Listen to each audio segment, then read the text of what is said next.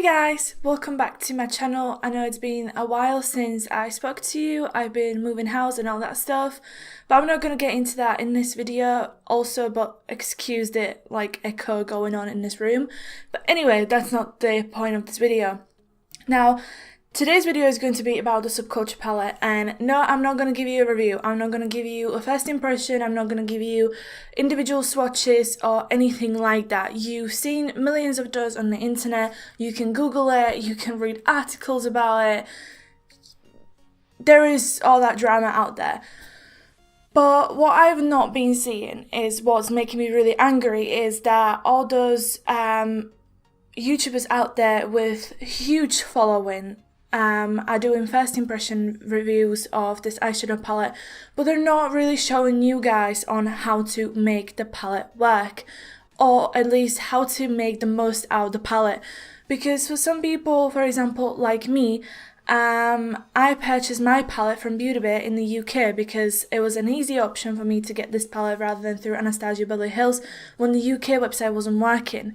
Which means, in order for me to return this palette, I would have had to not have touched it at all. Obviously, I've touched it. The issue is, I'm struggling the same way that everyone else is. My badge number is P7G11, so apparently it is the badge number that is apparently supposed to be better. But anyway, I've done my research. I've dug into every single one of these eyeshadows right here. I have done individual testing where I've took in every single eyeshadow and I've done a test of putting it in my crease, putting it on my lower lash line and putting it all over the lid and testing how it works. I have individual notes on every single eyeshadow.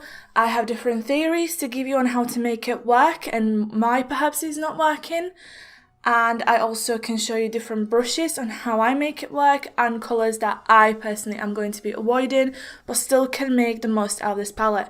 So if you want to see this video, if you want to know how to make the most out of your eyeshadow palette, then please keep watching, subscribe, share this video so other people who bought this palette and cannot return it or do not want to return it, or for whatever reason they're stuck with it, please share this video to all those people so they can try and see if any of these tips actually work for them. So before we get into it, I'm just going to show you a short clip of me applying a couple of these eyeshadows on my eyes today, and you can sort of see the technique that I'm using, but I'm going to get into the actual technique after the short clip, so stay tuned.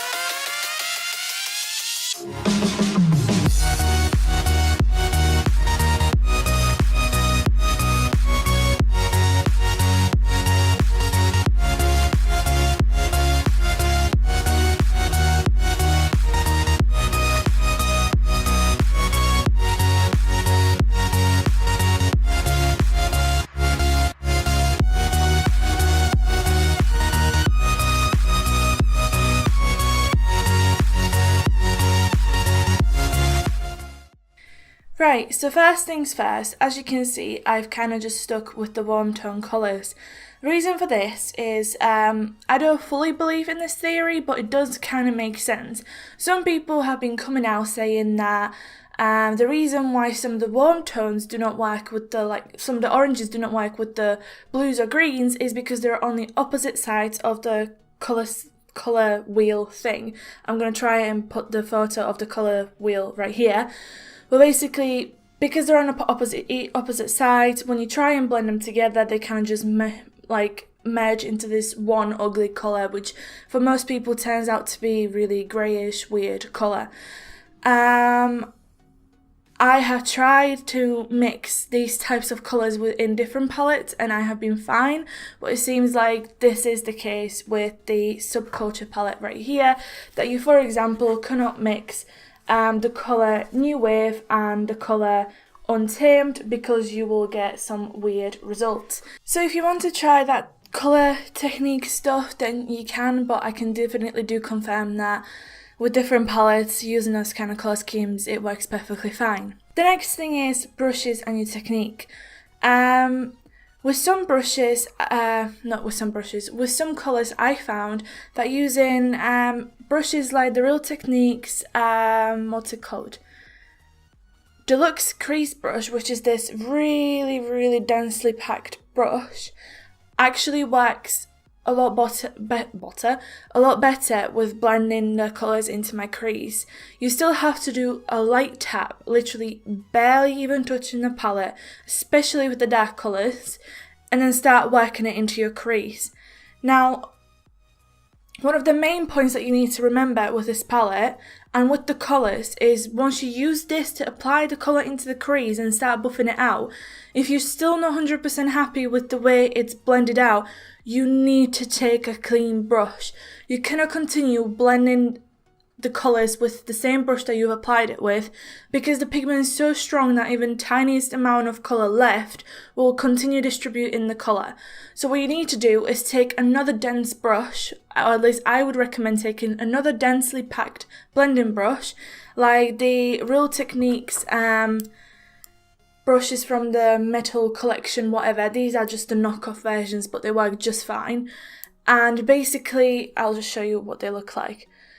They're just knockoffs, but basically make sure they're clean and blend out the rest. If you're still struggling, take a white colour, take a different palette, like a beigey, not even beigey, just like more of a neutral colour that you would usually put down all over your lid before start applying colours, and just take a slight bit of that and start putting it like that into where you're struggling to blend out the final harsh line. That will help. That definitely helped a lot with me and some of the very stubborn colours. When it comes to fluffier blending brushes, I have a couple that I would recommend, and that includes the brush that actually comes with the palette. However, I don't think this brush is brilliant for precision. This brush I found is one of the reasons why some of the colours skip on my crease.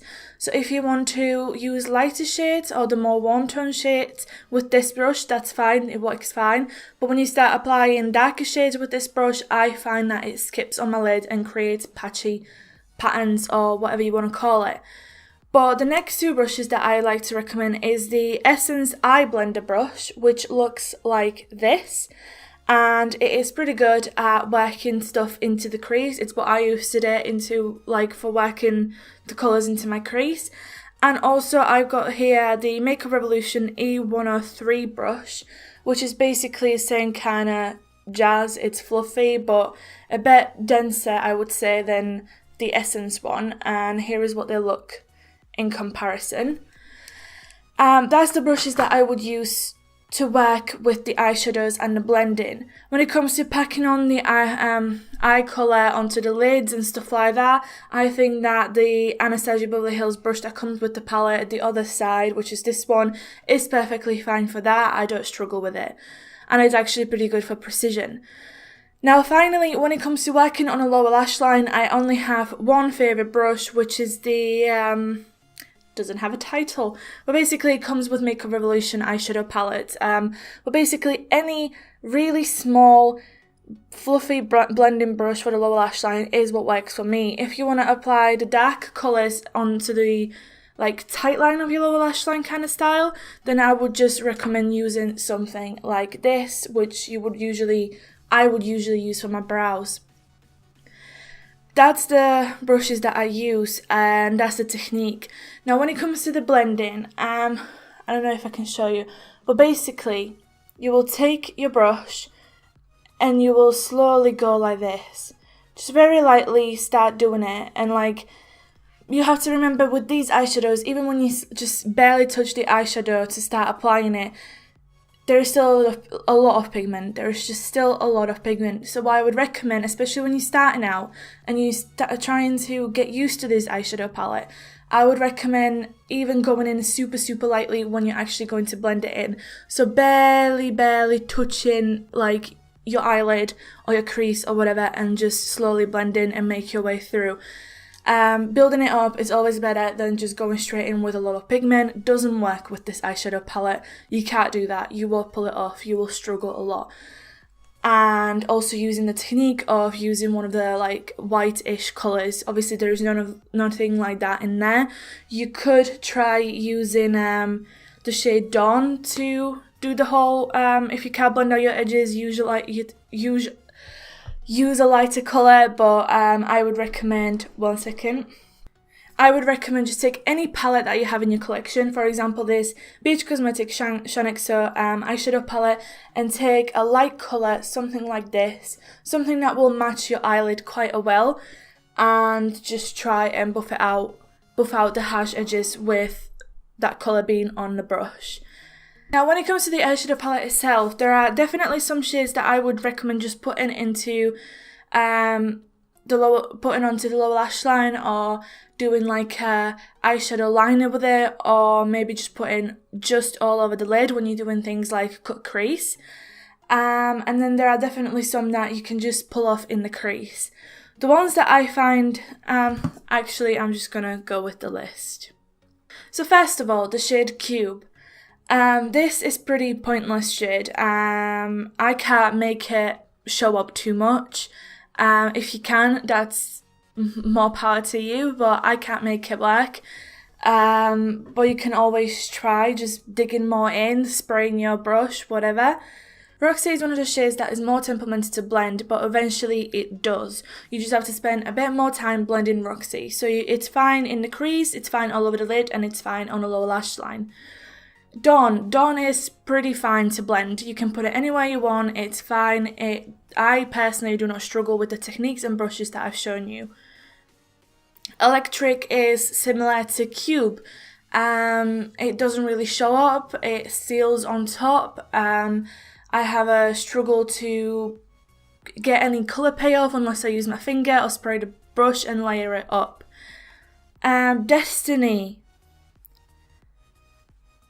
Destiny blend is one of those colours that blends fine, but unfortunately the actual colour in the pan does not come off on your eyelid. So like when I blended Destiny into my crease, it just ended up looking grey. But it's fine all over the lid, it's fine in the crease, and it's fine on the lower lash line. Do what you want with it. Fudge is a bit more harder to blend, but today I have gone in, I have taken my Essence brush, I very lightly tapped, and I started building it up in my outer V and in my crease, and it worked fine. It takes a little bit more time to build, a little bit more time to blend it out that way, but the result is a lot better than if you dab it a lot of times and try then blend, because it is a bit harder. But it's fine like that, and you can again use it on all over the lid, and you can use it on a low lash line. Adorn is one of those colours that you do get some colour payoff using it with a brush, but the best result is with your finger, and it is a little bit more with fallout, but nothing too horrendous, nothing that you can't work. Adorn is actually one of my favourite colours in this palette. Alright, the next shade is New Wave. New Wave is pretty easy shade to blend, whether that's in your crease, all over the lid, or lower lash line. I didn't struggle with New Wave, and New Wave is also the other like favourite shade that I like in this palette that I can actually work with. Moving on to All Star. All Star is one of those shades that you put in your crease. You do see the same colour that is in a pan, however, it's really patchy. Like, it skips on a lid and it ends up being really patchy. But it is a really good shade to put in your, all over your lid and on your lower lash line, and it blends out fine, at least with me and the techniques that I use. Now, Untamed, Mercury, Axis and Rowdy are one of those shades that kind of blend together into one. I know it's weird with Rowdy and the rest of them, but they kind of do. If not done right, they kind of just blend it into this grey tone. If done too much, you can't blend them well because they'll end up looking patchy. And just generally, I would recommend these 4 colours, more like colours to put all over your lid when you're doing cut crease. You can look at techniques on cut creases all over the internet. Or I would use them on a lower lash line. Well, I do use them on a lower lash line. Or also use them as eyeshadow liners. So basically just take like an angled brush, dip it in and kind of just outline your more natural looking eyeliner. And then finally the shade Edge. As I said, it just kind of turns into this weird greenish, yellowish colour in the crease and on the lid and wherever else you put it. However, I do like it because you can blend it fine. It doesn't have an issue with blending, and once you get used to the fact that it changes into that kind of colour, you can actually work with it. So yeah, that's basically me giving you tips on how you can use every single one of these shadows. Next tip that I'm going to give you that you might want to do, you might not want to do. I'm personally not going to do it because I can make most of the eyeshadows work with the techniques and brushes that I've shown you. But there's a channel on YouTube called Beauty News. It's two amazing women in there doing all kinds of beauty related things, especially like giving updates on new releases and also makeup breakups and stuff like that. And they did this with the eyeshadow palette, and what they did is they repressed a couple of them, I think. And they show in there how the shadows are a bit more controllable once you repress them. I mean, obviously they didn't repress the entire eyeshadow palette, so you can't tell whether that's the case for every single shadow. But with the darkest shadows, they've like repressed them. They became slightly less pigmented. So you could try and see with a couple of them that you're struggling to blend, so you probably will be touching them anyway, to try and repress them and see whether you can make them work. I'm going to leave a link to Beauty News channel video about the Subculture Palette and how they were breaking it up and testing it and everything down below in the description box. I highly recommend you guys check them out to get a rough idea on whether you would want to actually go and repress them, and then you can find loads of tutorials online on how to actually repress eyeshadows. Now the final thing that I'm going to say is, if you've not bought this eyeshadow palette, do not buy it. I do not recommend it. I do not think that it is worth £41 or $42 or whatever it costs in your area. I think it is just not worth the money. The stand of Anastasia Beverly Hills on this entire issue is absolutely disgusting. They're not admitting any issues. They're not admitting that it was their fault. They're blaming you guys. They're blaming us for being incapable of knowing how to use this palette. So I really do not recommend you buy this palette. If you do not have this palette but you want that kind of colour scheme, now I'm not shoving anyone's names in there, there's probably other palettes with this kind of colour scheme, but the one that I own in my collection that has similar colour scheme is the Androgyny palette by Jeffree Star. When you look at the colour schemes, when you look at the colour scheme side by side, you can see you've got your oranges, you've got your glittery bronzy kind of shade, you've got your blues, you've got your greens, you even got some reds and other kind of colours. And like this one is actually basically cheaper than the Anastasia Beverly Hills ones. Pans are bigger, and you do not, at least I do not struggle mixing this blue one with this orange one. I do not struggle mixing, I don't know, this burgundy one with this green one. I don't struggle with any of those things. It actually works. So if you do not have this palette but you like the colour range, check out this palette. I'm not forcing it down your throat. Do your research, find different palettes with this kind of colour scheme, and just venture out for that. Wait, see if they actually pull their head out of their own ass, excuse the language, and fix the issue. But if you do have the palette, I'm sorry.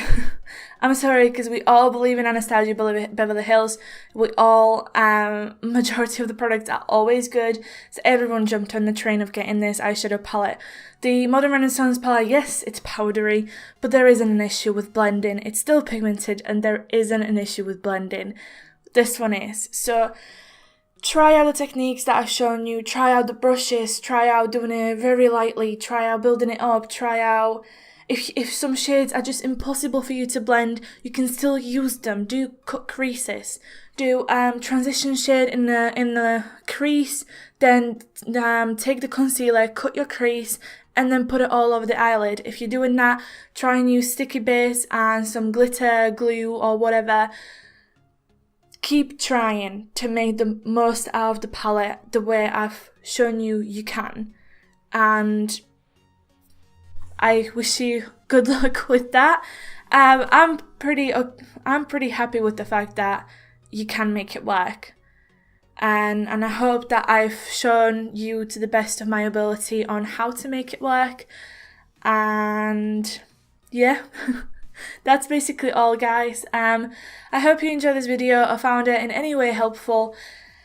Don't forget to check out Beauty News, link down below in the description box if you want to see their review on the Subculture Palette and what they found out and what they didn't, or whatever. I'll talk to you in my next video. I hope you have an amazing day wherever you are. Sorry for my presentation. I just really wanted to put some clothes on, put some makeup on, and talk to you about this palette. So, bye!